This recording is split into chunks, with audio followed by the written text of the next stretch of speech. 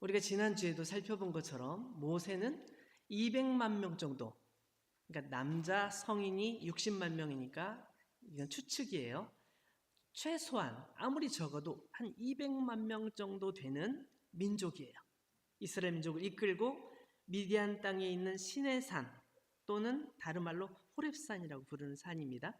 이쪽으로 가고 있습니다. 그곳은 모세가 처음으로 하나님께 부름을 받았던 장소이기도 하지요. 한편 이 미디안에 이미 살고 있는 모세 장인 이드로라는 사람이에요.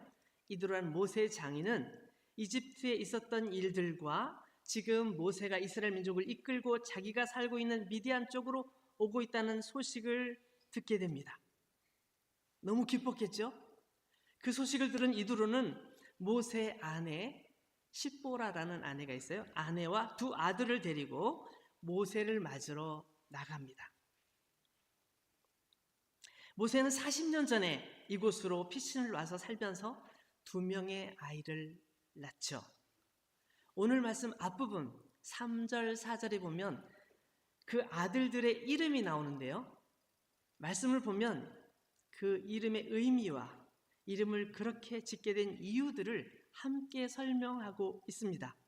성경을 보면 자녀들의 이름을 지을 때 자신의 어떤 상황, 자신의 처지를 반영해서 이름을 줬어요.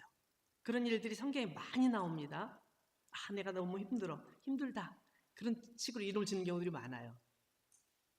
근데 모세 역시 자녀들의 이름을 그렇게 지은 걸 볼 수 있는데 한번 제가 읽어보겠습니다. 3절. 그의 두 아들을 데리고 왔으니 그 하나의 이름은 게르솜이다. 게르솜. 이는 모세가 이르기를 내가 이방에서 나그네가 되었다 하미요. 모세는 큰 아들을 낳고 이름을 게르솜이라고 짓습니다. 이 게르솜이라는 이름의 뜻은 정확한 뜻은 낯설다, 손님 이럴 때 아주 낯선 사람, 손님 이런 표현을 할 때 쓰는 단어예요. 그래서 이걸 좀 풀어서 설명하면 내가 이 타국 땅에 와서 나그네가 되어서 살다 보니까 모든 것이 낯설고 너무 힘들다, 너무 힘들어 이런 뜻이에요. 그는 아무도 아는 사람이 없는 낯선 땅에 도착했어요. 정말 절망적인 마음으로 삶을 살았어요. 그곳 사람들은 하나님도 모르는 사람들이에요. 모든 것이 낯설고 어색하고 불편합니다. 거기서 그쪽 지역의 말도 배워야 돼요. 여러분들이 프랑스에 와서 프랑스어를 배우느라고 고생했던 것처럼 모세도 역시 그곳 미디안 쪽 언어를 다시 배워야 되는 나이가 40이었어요.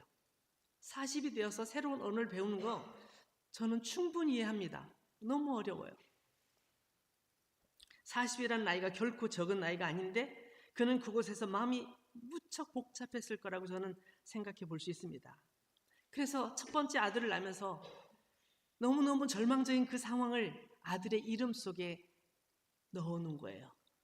내가 타국에서 나그네가 되었구나. 난 여기서 어떻게 살아야 될까? 난 무엇을 하고 살아야 될까? 나의 삶이 참, 내가 그때 이집트에 있을 때 조금만 참을 걸, 내가 그때 사람을 죽이지만 않았으면, 내가 조금만 더 내 그 열정을, 혈기를 좀 참고 참았으면 그런 일이 없었을 텐데, 그런 후회스러운 마음으로 내가 타국 땅에서 나그네로 살고 있구나. 그런 이름, 그런 의미로 게르솜이라고 지었던 것이죠. 그러다가 이제 또 세월이 지나서 둘째 아들을 낳게 됐습니다. 4절 말씀 볼까요? 하나의 이름은 엘리에셀이라. 이는 내 아버지의 하나님이 나를 도우사 바로의 칼에서 구원하셨다 함이더라. 둘째 아이의 이름은 나의 하나님은 돕는 분이시다, 그런 뜻이에요. 나의 하나님은 돕는 분이시다. 하나님께서 나를 돕고 계시구나. 이거를 이름에 담은 거예요. 이거는 모세가 마음이 많이 변한 것을 알 수 있어요. 첫 번째 아들을 낳을 때 너무너무 힘들었는데 두 번째 아들을 낳을 때쯤 돼서 마음에 굉장한 변화가 일어나는 거예요. 미디안에서 결혼해가지고 그 장인 어른 집에서 살면서 마음이 조금 안정되기 시작한 것 같아요. 둘째 아이를 낳고 나서 나의 인생을 되돌아보니, 내가 지나온 날들을 쭉 돌아보니까 이집트에서 젊은 날에 열정으로 살다가 뜻하지 않게 살인을 저지르고 범죄자가 돼서 도망을 쳤는데,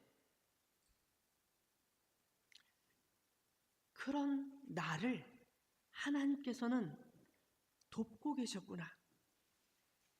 내가 이곳에서 아주 행복한 가정을 만나게 하고, 그 가정에서 결혼하게 하고, 거기서 아이를 둘이나 낳을 수 있게 되었구나. 너무 감사하다. 하나님께서 나를 이렇게 돕고 계셨구나. 사람들은 나를 손가락질해요. 이 살인자 죽여야 돼, 죽어야 돼, 넌 왜 살아있어? 사람들은 막 그렇게 비난하지만 하나님께서는 나를 도우셔서 이집트의 파라오의 그 죽음의 그 위협에서 벗어나게 하셨다는 것을 깨닫게 된 거예요.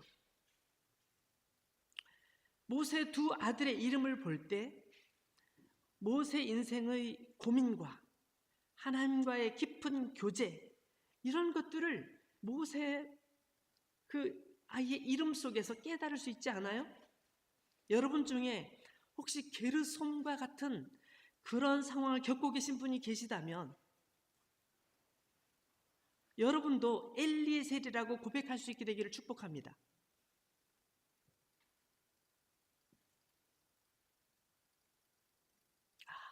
하나님께서 나를 돕고 계셔. 나는 엄청나게 부족하고, 난 정말 되는 일도 없는 것 같은데, 아는 것도 없고 뭐 이런데, 그런 나를 하나님께서 보호하셔서 여기까지 인도해 주셨구나. 이런 고백의 엘리에셀이 여러분에게 고백되었으면 좋겠습니다. 이드로는 모세가 진을 치고 있는 하나님의 산 호렙산으로 이제 찾아옵니다. 아마도 이드로는 자신의 사위가 자랑스러웠을 것 같아요. 야, 그래도 내가 보는 눈이 있었어. 과거에 그 초췌하게 온 그 청년 모세가 이렇게 엄청난 일을 하다니, 이 민족을 이끌고 와, 정말 이집트를 나올 수 있다니, 와, 우리 사위 정말 대단해. 정말 자랑스러워.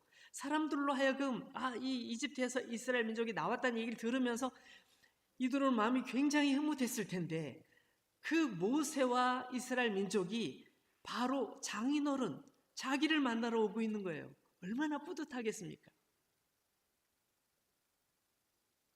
모세는 장인과 인사를 나눈 후에 지금까지 있었던 일을 쭉 얘기를 합니다. 우리가 7절부터 읽었던 내용이죠. 이건 화면에도 나올 수 있을 것 같아요. 7절에 보면 모세가 장인과 인사를 나누고 지금까지 얘기를 쭉 전해줍니다. 근데 모세 말을 가만히 보면 모세 말의 주어가 누구인지 한번 살펴볼 필요가 있습니다. 8절을 보시죠. 모세가 여호와께서 이스라엘을 위하여 바로와 애굽 사람에게 행하신 모든 일과 길에서 그들이 당한 모든 고난과 여호와께서 그들을 구원하신 일을 다 그 장인에게 말했다. 모세는 장인에게 말을 하면서, 아버님, 제가 이런 일을 했습니다. 이집트에 있을 때는요, 이런 일을 했고요. 제가요, 또 여기 광야에 올 때는 또 제가 이런 일을 했죠. 정말 엄청난 일을 했습니다. 막 이렇게 말하는 것이 아니라 하나님께서, 여호와께서 이 일을 하셨습니다. 하나님께서 이스라엘을 위해서 이렇게 하셨습니다 라고 말하고 있는 거예요. 이집트에서 있었던 일들을 자세히 얘기하면서, 지금은 짧게 생략했지만 아마도 자세히 얘기했겠죠. 하룻밤을 꼬박 세우면서, 이틀밤을 꼬박 세우면서 3일 밤을 세워서 얘기했을지도 몰라요. 어쨌든 쭉 얘기를 하면서 이 모든 시간들, 이스라엘 민족이 그렇게도 힘들고 고통스러웠던 시간들을 하나님께서 돌아보시고 하나님께서 계획을 세우셔서 나를 이집트로 보내시고 하나님께서 나를 통하여 일하셨습니다. 하나님께서 이스라엘 민족의 고통을 돌아보시고 그 고통을 기억하셔서 이런 일들을 하셨습니다. 저는 단지 하나님께서 시키시는 대로 따라왔을 뿐 제가 한 게 아니라 하나님께서 하신 것입니다 라고 이야기하는 것입니다. 저는 이렇게 생각해 봤습니다. 모세가 제일 하고 싶은 말이 또 뭐가 있었을까? 장인어른, 저기 보세요. 저 구름 기둥 보이시죠? 지금 이렇게 해가 뜨거운 날인데도 구름 기둥이 우리를 착 가리고 있지요. 저 구름 기둥이 바로 하나님께서 우리와 함께 계시다는 증거입니다. 이집트에서 나올 때부터 저 구름 기둥은 계속 우리를 따라왔고요. 밤이 되면 불 기둥으로 바뀌어서 우리를 따뜻하게 보호해 줬습니다. 하나님께서 우리와 함께 계시다는 증거입니다. 아마 모세는 그렇게 말을 안 할 수가 없었을 겁니다. 모세는 자기 자신을 결코 과시하지 않습니다. 왜냐하면 자기가 지금 얘기하는 그것이 진짜 진실이기 때문입니다. 하나님의 사람은 자신의 업적을 자랑하지 않습니다. 왜냐하면 하나님께서 함께하지 않으시면 아무것도 할 수 없기 때문입니다. 나는 정말 내가 뭔가 할 수 있어 했는데 가만히 생각해 보면 하나님께서 도와주지 않으셨으면 절대 할 수 없는 일들, 내가 그런 일을 하고 있는 것이죠. 하나님 앞에서 모세가 이렇게 진실한 이야기를 하자 그 다음에 이드로의 반응, 이드로의 고백이 나옵니다. 장인 이드로도 엄청나게 감동을 합니다. 그리고 너무 기뻐합니다. 1절 말씀 보시면 1절 말씀 보세요. 1절 말씀 보시면 이드로는 이스라엘의 하나님을 섬기는 여호와의 제사장이 아니었어요. 미디안 지역의 전통적 신앙을 지켰던 전통적 신앙을 가지고 섬기던 미디안 족속의 제사장이라고 기록되어 있습니다.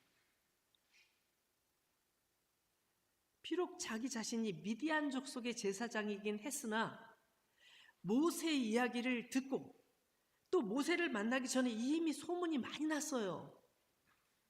엄청난 소문이 많이 난 거예요. 그래 이미 알고 있었는데 모세를 통해 직접 듣고 나니까 이건 어떻게 부인할 수가 없는 거죠. 너무너무 감동이 된 거예요. 와, 정말 놀랍다. 하나님은 정말 찬송 받으시는 게 마땅하다. 내가 이방인 제사장이긴 하지만 와, 하나님 정말 위대하시다. 도대체 이 세상의 신들 중에 이와 같은 신이 어디 있을까? 11절 보세요. 11절 이렇게 나와 있어요. 이제 내가 알았다. 그동안 난 몰랐었는데 당신의 이야기를 듣고 나니 난 지금 이제서 그게 진실을 알게 됐어. 이제 내가 알았도다. 여호와는 모든 신보다 크심으로 이스라엘에게 교만하게 행하는 그들을 이기셨도다. 여러분, 이스라엘 민족은 아무 힘이 없었다고 제가 말씀드렸죠. 그들은 스스로를 구원할 힘이 하나도 없었습니다. 그들은 스스로를 보호할 능력도 없었습니다. 파라오가 그들을 협박하고 그들에게 노역을 시키고 고통스럽게 하면 다 당할 수밖에 없는 그런 사람들이었습니다. 그러나 하나님께서 개입하시고 하나님께서 일하시니까 파라오가 꼼짝을 못하고 결국 그들을 다 보낼 수밖에 없었던 것이죠. 여호와는 모든 신보다 크심으로 이스라엘에게 교만하게 행하는 누구?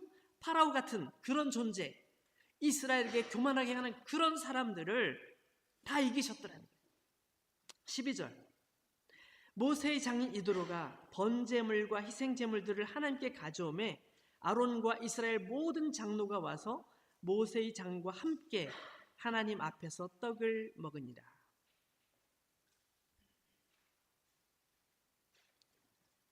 하나님 앞에 예물을 가지고 와서 예배를 드렸다. 여러분, 중요합니다. 하나님 앞에 나올 때 그냥 오지 않고 예물을 드렸다는 것은 뭐냐면 나의 가장 소중한 것을 그분에게 바친다. 우리가 헌금을 드리는 것은 그런 의미가 있습니다. 나의 가장 소중한 것을 하나님께 드립니다. 하나님은 나의 가장 소중한 분이시기에 나의 소중한 것을 당신께 드립니다. 그런 고백이에요. 그래서 미디안 제사장 이드로는 자기의 가장 소중한 것을 가지고 와서 하나님께 드리면서 하나님께 예배를 드리는 거예요. 여태껏 내가 미디안의 제사장이었는데 알고 보니 이 안에 있는 신들은 아무것도 아니야. 내가 이렇게 믿었던 내가 제사장으로서 쉽게 하면 목사처럼 내가 뭔가를 지도자로서 그 종의 지도자로 살아갔지만 내가 여태껏 엉망이었어. 하나님께 예배를 드리는 것이지. 그리고 그 감에 나와 있는 것처럼 모든 장로가 이스라엘 아론과 모든 이스라엘 장로가 와서 모세 장과 함께 하나님 앞에서 떡을 먹었다는 건 뭘까요? 믿음의 공동체 안에 들어왔다는 것입니다. 우리 예배 끝나고 나서 같이 간식도 먹고 서로 이야기도 하잖아요. 우리가 서로 주님 안에서 하나인 것을 알기 때문에 서로 그렇게 나누는 거예요. 여기서도 마찬가지죠. 이스라엘 장로님들과 이스라엘 지도자들과 함께 모여서 나도 이제 하나님을 믿습니다. 내가 하나님을 새롭게 발견했습니다. 이렇게 고백하고 서로 함께 음식을 먹으면서 믿음 안에서 교제를 하는 장면입니다. 사랑하는 여러분, 오늘 말씀 통해서 우리는 한 가지 분명히 봤습니다. 모세 인생이 달라진 이유, 모세의 환경이 좋아서가 아니었습니다. 사람들이 인정해 주어서도 아닙니다. 그의 인생이 달라진 이유는 하나님께서 나를 도우셨다. 하나님께서 나를 돕고 계시다는 사실을 알았기 때문이었죠. 게르솜의 고백, 나는 태국에서 나그네이다. 나는 아무것도 아니다. 나의 인생은 실패된 인생이다. 이렇게 생각했던 그의 인생이 엘리에셀의 고백으로 바뀌면서 나의 하나님은 나를 돕는 분이시다. 그렇게 믿음의 고백이 바뀌었던 것이죠. 그리고 모세는 이와 같은 자신의 고백을 혼자만 가지고 있는 것이 아니라 사람들에게 이야기합니다. 모세의 장인에게 장인어른 잘 들으십시오. 장인어른이 저보다 연세가 많으시지만 이 말씀을 꼭 드려야 되겠습니다. 하나님은 우리를 돕는 분이십니다. 우리가 모든 살아온 일들은 하나님께서 도우셨기 때문에 일어난 일들입니다. 라고 말하는 거죠. 제가 하게 안 됐습니다. 하나님께서 하셨습니다. 그 고백을 들은 이도로도 변화를 받아서 맞아, 그분 정말 크신 분이야. 난 그분에게 예배를 드려야 돼. 라고 고백하며 예배합니다. 한 사람의 이런 진실한 모세 고백이 한 사람들을 변화시키고 많은 사람들을 하나님께로 이끈다는 것을 기억했으면 좋겠습니다. 혹시 여러분들 중에 아까도 말씀드렸지만 게르솜의 자리에 있는 분들 계시면 그냥 낯설고 외롭고 힘들다고만 혹시 말하고 있지는 않은지. 그러나 오늘 이 예배 자리에서 우리도 고백할 수 있기를 소망합니다. 그것이 얼마나 큰 은혜인지, 하나님께서 얼마나 큰 은혜인지 고백할 수 있었으면 좋겠습니다. 하나님, 제가 돌아보니 내 인생 여기까지 오게 하신 분은 주님이셨습니다. 이 고백을 아는 것, 이 고백을 할 수 있는 것, 그리고 이 고백으로 살아가는 것, 그것이 얼마나 큰 은혜인지 날마다 경험하는 우리 모두가 되기를 주의 이름으로 축원합니다. 우리 다시 기도합니다. 오늘 말씀을 생각하며 기도하겠습니다. 우리에게 주시는 주님의 말씀, 주님의 마음, 주님의 생각을 무엇입니까? 나의 하나님은 나를 돕는 분이시다. 그런